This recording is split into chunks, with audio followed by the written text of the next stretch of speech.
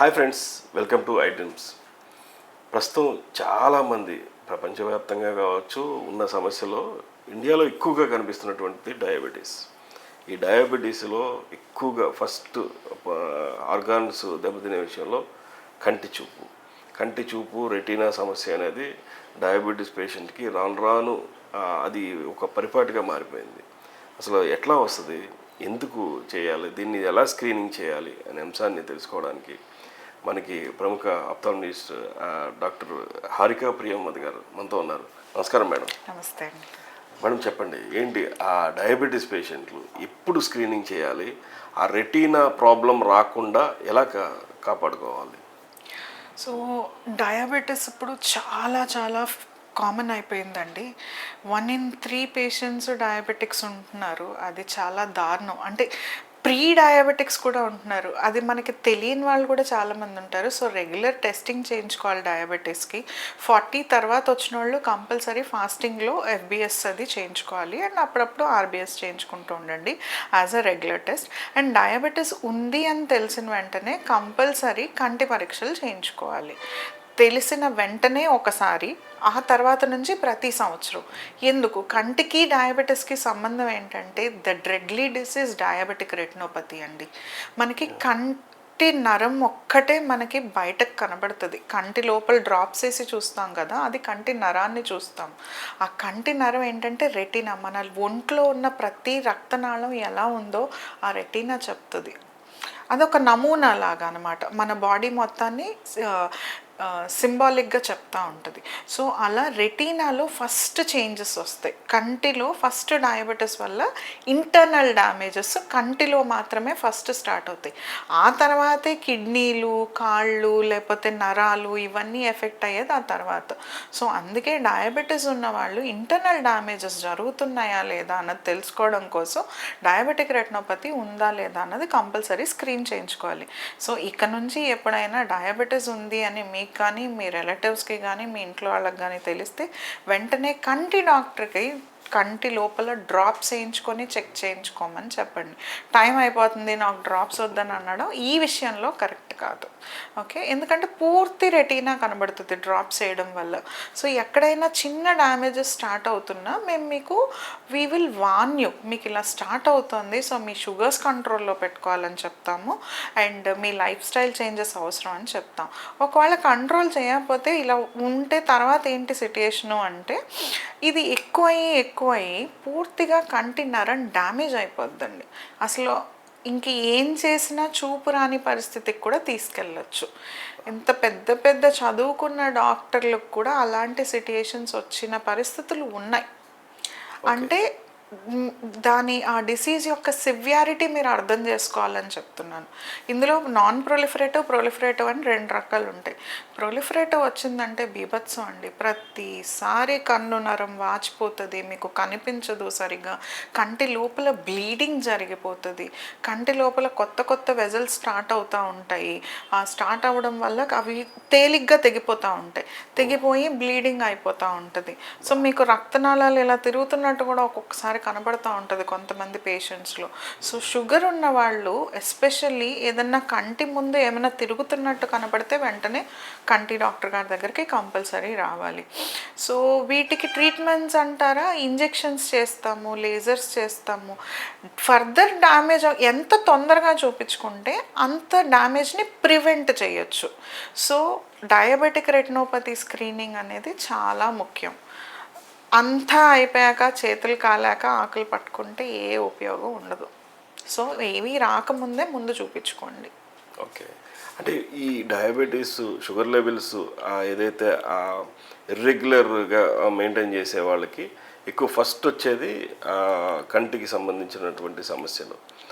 దీనికి అంటే డైట్లో మార్పు చెందాలా, లేకపోతే గ్లాసెస్ వేయించాలా, ఎట్లా ప్రివెంట్ చేయాలి, అంటే ముందుగా అతను ఎలా గుర్తిస్తాడు?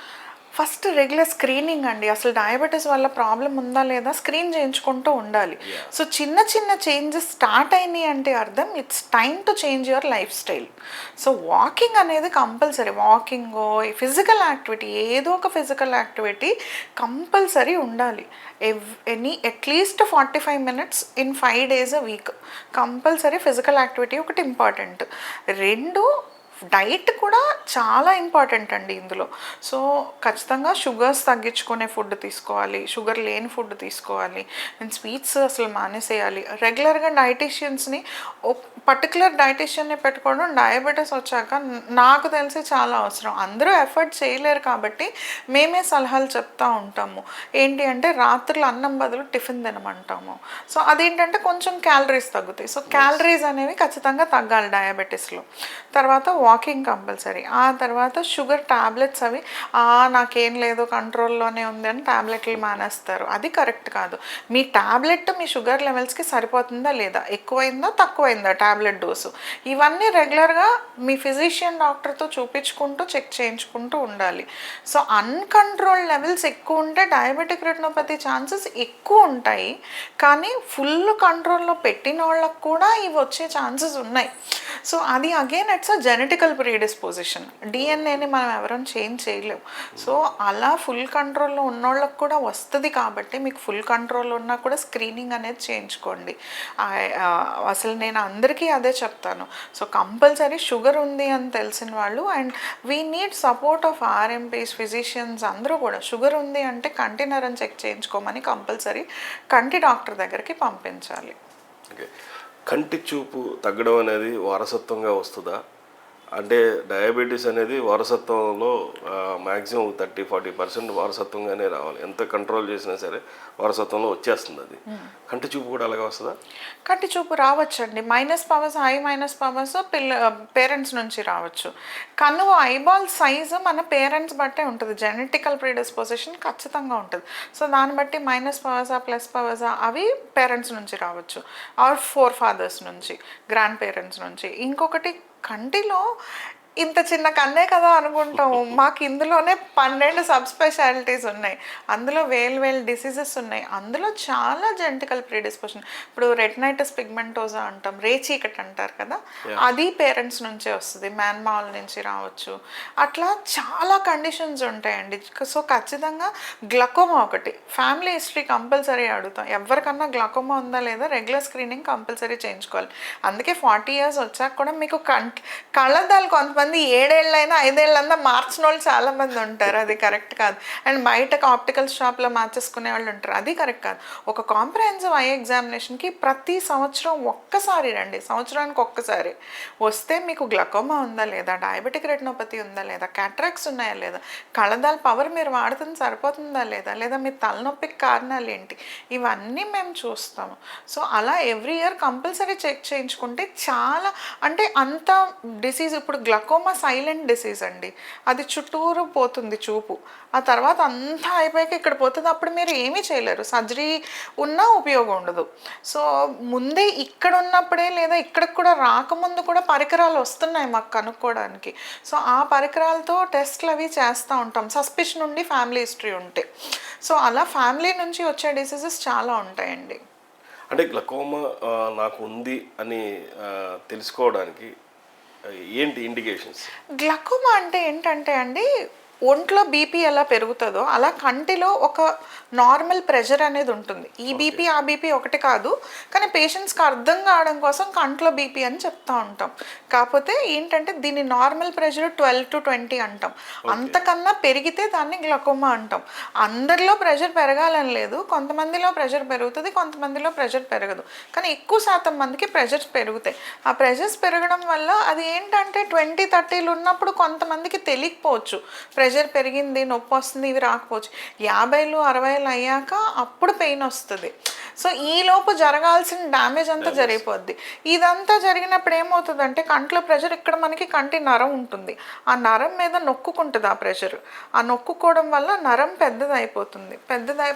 సో మేము కంటి నరం చూసినప్పుడు కంటి నరం ఎలా ఉంది, కప్ డిస్క్ రేషియో అంటాం, ఆప్టిక్ డిస్క్ది, దాన్ని చూసి చెప్తాం గ్లకోమా ఉందా లేదా అనేది. మీకు చాలాసార్లు తెలియదు ఉందా లేదా అన్నది.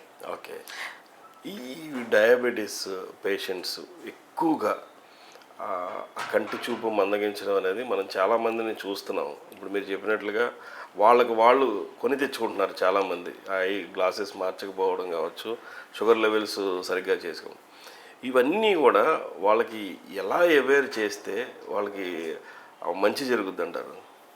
అదే అంటున్నానండి, regular checkup is one thing, బయట కాదు. ఒక ఆఫ్థల్మాలజిస్ట్ దగ్గరికి రండి. మనకి ఇండియాలో ఉన్న హెల్త్ కేర్ యాక్సెస్ ఎక్కడా లేదు. యుఎస్ గొప్ప అంటారు, వాళ్ళు ఒక కంటి డాక్టర్ని చూడాలంటే 6 నెలలు ఆగాలి. మీరు అలా కాదు, పక్క సందులోకో లేదా మీ సందులోకో వెళ్తే ఒక కంటి డాక్టర్ ఉంటారు. సో జస్ట్ రెగ్యులర్ చెకప్స్ చాలా ఇంపార్టెంట్, చాలా వాటిని ఆపుతుంది. తర్వాత గ్లాసెస్ వాడాలి, గ్లాసెస్ వాడకపోతే హెడేక్ వస్తుంది. డయాబెటిక్ రెటినోపతి ప్రివెంట్ చేయడానికి అయితే sugar medicines, food, life style, and ఒక్కవేళ డయాబెటిక్ రెటినోపతి చేంజెస్ స్టార్ట్ అయితే కూడా టాబ్లెట్స్ స్పెషల్గా ఉంటాయి. అంటే మల్టీవిటమిన్సే అనుకుంటారు, మల్టీవిటమిన్ కాదు, ఇటు కంటి నరంకి సంబంధించిన మల్టీవిటమిన్స్ ఉంటాయి. అవి కూడా కొంతమందికి ఇస్తాం, కొంతమందికి హెల్ప్ అవ్వచ్చు. తర్వాత లేజర్స్, ఇంజెక్షన్స్, ఆపరేషన్స్, ఇలా చాలా రకాల ట్రీట్మెంట్స్ ఉంటాయి. సో పేషెంట్ పరిస్థితి బట్టి, సివియారిటీ బట్టి ఏది అవసరం అన్నది చూస్తాం. ఓకే. అంటే మనం ఈ డయాబెటీస్ వరకు మీరు చెప్పింది వాళ్ళు ఫాలో అయితే సరిపోద్ది అంటారు. ఎక్కువగా మనం కంటికి సంబంధించినటువంటిది చూడాలంటే ఫస్ట్ మైగ్రేన్. ఈ మైగ్రేన్ పెయిన్ అనేది ఏంటి అసలు? చాలామంది నాకు మైగ్రేన్ ఉంది అంటూ ఉంటారు. అసలు మైగ్రేన్ ఉందనేది ఎలా తెలుస్తుంది? ఇది మైగ్రేన్ చాలా కామన్ అండి, ఎస్పెషల్లీ ఫీమేల్స్లో ఎక్కువ కామన్. మైగ్రేన్ కూడా మళ్ళీ ఫ్యామిలీ ద్వారా వస్తుంది, ఫ్యామిలీ హిస్టరీ ఉంటుంది. అక్కకో, చెల్లికో, అమ్మకో ఖచ్చితంగా ఉంటుంది. కారణాలు పెద్దగా తెలియకపోయినా మేబీ స్ట్రెస్ అవ్వచ్చు, లేదా లైఫ్ స్టైల్ అవ్వచ్చు, ఫోన్ ఎక్కువ చూడడం అవ్వచ్చు. ఈ మధ్య మైగ్రేన్ ఇన్సిడెన్స్ ఖచ్చితంగా పెరిగింది. రెండు, ప్రతి తలనొప్పి మైగ్రేన్ కాదు. మైగ్రేన్ అంటే కొన్ని పర్టికులర్ సిమ్టమ్స్ ఉంటాయి. ఆ పర్టికులర్ సిమ్టమ్స్లో ఏంటంటే వన్ సైడెడ్ హెడేక్ వస్తుంది, మీకు పార్స్ నొప్పి వస్తుంది. అందరికీ వన్ సైడెడే రావాలని లేదు, కొంతమందికి 2 సైడ్స్ రావచ్చు, కొంతమందికి బ్యాక్ సైడ్ రావచ్చు. పేషెంట్ సిమ్టమ్స్ బట్టి అది మైగ్రేనా కాదా మేము డిసైడ్ చేస్తాం. మోస్ట్ ఆఫ్ ద పేషెంట్స్కి లైట్ చూడలేరు, ఫోటోఫోబియా అంటాం. శబ్దాలు వినలేరు, ఫోనోఫోబియా అంటాం. నాసియా ఉంటుంది, అంటే వికారం ఉంటుంది. బాగా సివియర్గా ఉన్న వాళ్ళకి వాంతులు కూడా ఉంటుంది. ఆ వాంతులు అయిపోయాక హాయిగా ఉందంటారు. సో ఇవన్నీ లక్షణాలు ఉంటే మైగ్రేన్ అంటాం. కానీ ప్రతి తలనొప్పి మైగ్రేన్ కాదండి. నేను న్యూరో ఆఫ్థల్మాలజిస్ట్ని. మైగ్రేన్ అనుకొని మైగ్రేన్ ట్రీట్మెంట్ మాత్రమే పెట్టేసి వదిలేసి వాళ్ళకి లేనిపోని తలలో ఉన్నాయని ఎంఆర్ఐ స్కాన్లో తర్వాత తెలిసిన పేషెంట్స్ నా దగ్గర చాలామంది ఉన్నారు. సో ఒకవేళ మీరు ఎన్ని ట్రీట్మెంట్స్ తీసుకున్నా మీకు తలనొప్పి తగ్గట్లేదు అంటే ఒక ఎంఆర్ఐ స్కానింగ్ చేయించుకోవడం చాలా ఉత్తమం. అంటే ఏదో ఉంటుందని కాదు, ఏమీ లేకపోతే మరీ మంచిది. ఏమన్నా ఉంటే ఎంత తొందరగా ట్రీట్ చేయించుకుంటే అంత మంచిది. అండ్ మైగ్రేన్ కూడా ప్రతి మైగ్రేన్ని ట్రీట్ చేయక్కర్లేదు. ఫస్ట్ స్ట్రెస్ కారణం అండి, అండ్ ఫుడ్స్ కంపల్సరీ కారణం.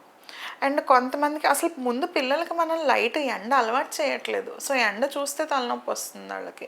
సో ఎండ అలవాటు చేయాలి పిల్లలకి, అదొకటి. అండ్ కొంతమందికి కొన్ని పడని ఫుడ్స్ ఉంటాయి.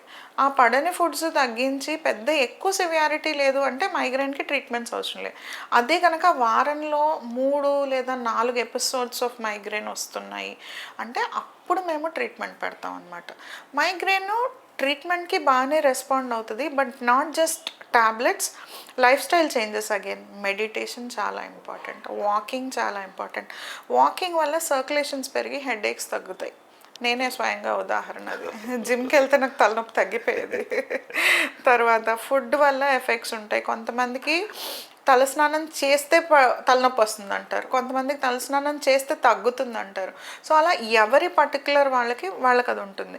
కానీ ఓవరాల్గా మైగ్రేన్ మనం ఎంత ట్రీట్ చేసినా కొన్ని ఇయర్స్ ఆఫ్ లైఫ్ చాలా ఇబ్బంది పెడుతుందండి. ఎస్పెషల్లీ ఎర్లీ ఏజెస్ 25 to 30 ఆ ఏజెస్లో బాగా ఇబ్బంది పెడుతుంది. ఎస్పెషల్లీ స్ట్రెస్ అది ఎక్కువ ఉంటాయి. ఇప్పుడు 10th క్లాస్ పిల్లల్లో కూడా మైగ్రేన్ చూసేస్తున్నాం అండి, స్ట్రెస్ ఎక్కువ అయిపోయి. సో ఆ స్ట్రెస్ లెవెల్స్ తగ్గాలంటే చిన్నప్పటి నుంచే స్కూల్ నుంచే యోగాస్, మెడిటేషన్స్ ఇవన్నీ అలవాటు చేయాలి. And meditation should be a part of every person's life. మైగ్రేన్కి one and only proven treatment అంటే మెడిటేషన్ అంటారు కొంతమంది. సో మెడిటేషన్ కంపల్సరీ చేసుకోవాలి. అది హారిక ప్రియమోద్ గారు చెప్తున్నట్లు పూర్తిగా ఏదైతే డయాబెటీస్లో స్క్రీనింగ్ అనేది చాలా ఇంపార్టెంట్ అని చెప్తున్నారు. అలాగే మైగ్రేన్లో కూడా చాలా వరకు ముందుగానే మేల్కొంటే డెఫినెట్గా ఈ ప్రాబ్లమ్స్ అన్నీ కూడా సాల్వ్ అవుతాయని చెప్తున్నారు. నమస్కారం మేడం. నమస్తే.